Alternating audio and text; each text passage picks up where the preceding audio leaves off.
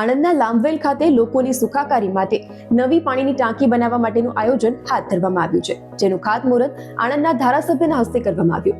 આણંદ વિધાનસભા મત વિસ્તાર હેઠળ આવતા લાંબવેલ ખાતે 9 લાખ લીટરની 18 મીટરની ઊંચાઈવાળી ટાંકીનું નિર્માણ કરવામાં આવશે. આ ટાંકીનું નિર્માણ 2.29 કરોડના ખર્ચે કરવામાં આવશે. આ ઉપરાંત મહાનગરપાલિકામાં આ વિસ્તારમાં વરસાદની મોસમમાં પાણીનો ભરાવો ન થાય તે માટે સ્ટોર્મ વોટર લાઇન રૂપિયા 2.23 કરોડના ખર્ચે નાખવામાં આવશે. તેનું પણ ખાતમુહૂર્ત ધારાસભ્ય યોગેશ પટેલના હસ્તે કરવામાં આવ્યું હતું. આ પ્રસંગે આણંદ જિલ્લા મહિલા મોરચાના પ્રમુખ દીપિકાબેન તથા ભાજપના હોદ્દેદારો અને નગરજનો ઉપસ્થિત રહ્યા હતા.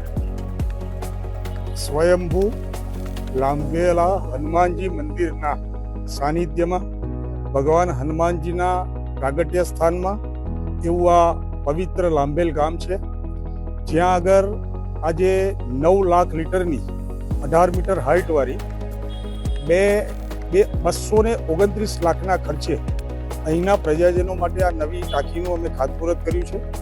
સાથે સાથે કરમસદ આણંદ મહાનગરપાલિકામાં આ લાંબેલનો સમાવેશ થવાથી ચોમાસાની ઋતુમાં જ્યારે વરસાદી પાણી ભરાય તો કોઈ પ્રજાજનોને હાલાકી ન પડે એના આગવા આયોજન રૂપે રૂપિયા 223 લાખના ખર્ચે સ્ટોર્મ વોટર વિવિધ જગ્યાએ લાઇનનું પણ આયોજન આજે ખાતમુહૂર્ત કર્યું છે. ઝડપથી આ કામો પૂરો કરવામાં આવશે. આ વિસ્તારનો વધુમાં વધુ વિકાસ થાય એવું આ હનુમાનજીનું બહુ પવિત્ર સ્થળ છે, આખા ગુજરાતમાં વિખ્યાત સ્થળ છે.